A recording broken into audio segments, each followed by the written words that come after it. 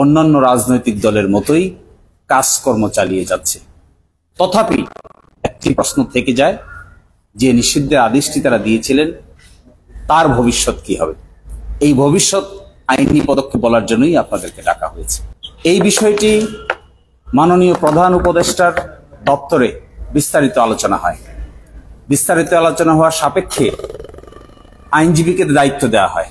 যেহেতু এখানে একটি আইনি বিষয় জড়িত আছে, জামাত নিযুক্ত আইনজীবীরা সংশ্লিষ্ট সরকারের দপ্তরসমূহে উচ্চপদস্থ কর্মকর্তা এবং সরকারের উপদেষ্টাদের সঙ্গে সিরিজ অফ আলোচনা চালিয়ে যান। এক পর্যায়ে কি আইনি পদক্ষেপ নিলে পরে এই জিনিসটি সলিউশন করা সম্ভব, এর অংশ হিসেবে আমাদের পক্ষ থেকে আমরা স্বরাষ্ট্র মন্ত্রণালয়ে কি রিকোয়েস্ট করা হয়। এই রিকোয়েস্টের অংশ হিসেবে তারা আমাদেরকে জানিয়েছেন সকল প্রশাসনিক কর্মকাণ্ড সম্পন্ন হয়েছে, আজকে সরকারি ছুটির দিন। তাদের দেয়া তথ্য অনুযায়ী আমরা আশা করছি দ্রুততম সময়ের মধ্যে, এমনকি আগামীকালকের মধ্যেই এই নিষিদ্ধের আদেশটি প্রত্যাহার হবে বলে আমাদের তথ্য মতো কনফার্ম করেছেন। আমরা মনে করি যে আইনি পদক্ষেপ আছে, সেই আইনি পদক্ষেপ অনুযায়ী জামাত ইসলামী পথ চলতে চায়। আমাদেরকে আইনজীবী হিসেবে আমাদের কর্মকাণ্ড হলো সন্ত্রাস দমন আইনের 19 ধারা এবং সন্ত্রাস দমন আইনের 18 ধারা অনুযায়ী পরবর্তী পদক্ষেপ কি হবে এটি বাতলিয়ে দেয় আমাদের কাজ। আমরা তা করেছি, আলোচনা হয়েছে, ফলপ্রসূ আলোচনা হয়েছে। আশা করি আগামীকাল অথবা দ্রুততম সময়ের মধ্যেই তারা আরেকটি প্রজ্ঞাপন জারি করে অতীতের জারি করা প্রজ্ঞাপনটি বাতিল ঘোষণা করবেন।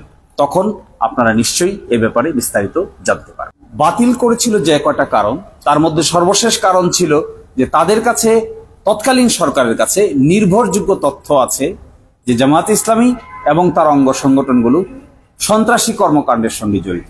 অথচ কি ধরনের সন্ত্রাসী কর্মকাণ্ড, কি সেই সন্ত্রাস, কি সেই অ্যাক্টিভিটি, এই মর্মে কোনো ব্যাখ্যা তৎকালীন সরকার দেয়নি। আমরা বর্তমান সরকারকে এটা বলেছি যে আপনাদের কাছে যদি কোনো নির্ভরযোগ্য তথ্য থাকে, কোনো সুনির্দিষ্ট তথ্য থাকে, তাও আপনারা আমাদের দেখাতে পারেন। বস্তুত অর্থে এটি একটি কথার কথা, শুধুমাত্র একটি গণ অভ্যুত্থানের কর্মকাণ্ডকে ভিন্ন দিকে প্রবাহিত করার জন্যই এই ধরনের পদক্ষেপ নেওয়া হয়েছিল বলে আমরা মনে করি, এবং বর্তমান সরকার প্রশাসন সবাই এই কথা মনে করে। কারণ হলো সন্ত্রাস বিরোধী আইনের বিধান আছে 19 নম্বর ধারা অনুযায়ী আদালতে আসার আগে সংশ্লিষ্ট সরকার কিংবা সংশ্লিষ্ট কর্তৃপক্ষই এই ব্যাপারে পদক্ষেপ নিতে পারেন।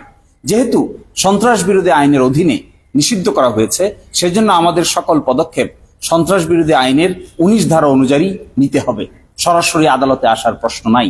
এই জন্যই এই কাজ যারা নিষিদ্ধ করেছে তারাই এটি প্রত্যাহার করতে পারেন, এই ক্ষমতা আছে। এই জন্যই আমরা আদালতের দ্বারস্থ না হয়ে সরকারকে সংশ্লিষ্ট পদক্ষেপ নিয়ে বাতিল করার জন্য, আইনগত পদক্ষেপ নেওয়ার জন্য আমরা অনুরোধ জানিয়েছি। যে গ্রাউন্ড তারা দিয়েছেন, এই গ্রাউন্ড যেহেতু এক্সিস্ট করে না, এই গ্রাউন্ড যেহেতু বাস্তবে নাই, তাহলে একটি সিদ্ধান্ত নেওয়ার আর কি কার্যকারণ থাকতে পারে? শুধুমাত্র অসৎ উদ্দেশ্য প্রণোদিত হওয়া ছাড়া আর কোনো কার্যকারণ যৌক্তিকভাবে এখানে দাঁড় করানোর স্কোপ নাই, আইনগতভাবেও নাই। দুটো কাজ, একটি কাজ নিষিদ্ধের আদেশটি প্রত্যাহার হতে হবে। নিষিদ্ধের আদেশটি প্রত্যাহার হয়ে যাওয়ার পরে আপনারা জানেন বাংলাদেশের সুপ্রিম কোর্টে জামাতের রেজিস্ট্রেশন মামলাটি ডিসমিস ফর ডিফল্ট হয়েছিল। এটি পুনরুজ্জীবনের জন্য আমরা আবেদন দায়ের করব এবং উচ্চ আদালতে এই ব্যাপারে আপনারা সবাই দেখতে পাবেন। পরবর্তী পদক্ষেপ প্রত্যাহারের পরে আমরা দ্রুততম সময়ের মধ্যে বাংলাদেশের আপিল বিভাগে দরখাস্ত দায়ের করে সেই রেজিস্ট্রেশন মামলাটি পুনরায় শুনানি করার জন্য দরখাস্ত দায়ের করব। আমরা আশা করি বিদ্যমান বর্তমান পরিস্থিতিতে ন্যায় বিচারের স্বার্থে বাংলাদেশের সুপ্রিম কোর্ট ন্যায় এবং নীতির পক্ষে অবলম্বন করবেন এবং বাংলাদেশ জামাত ইসলামীর রেজিস্ট্রেশন প্রক্রিয়ায় আইনগতভাবে ফিরিয়ে দেবেন, এটি আমাদের প্রত্যাশা। জামাতের সামনে ইস্যু হলো এখন জামাতের নিষিদ্ধের আদেশ সরকারিভাবে প্রত্যাহার করার। জামাতের সামনে দ্বিতীয় এজেন্ডা এখন জামাতের এই রেজিস্ট্রেশন মামলাটি উচ্চ আদালত কর্তৃক নিষ্পত্তি করানো। এই দুই কাজ করার পর পরবর্তী পদক্ষেপ হবে এর প্রতীক কি হবে, প্রতীক কি হবে না।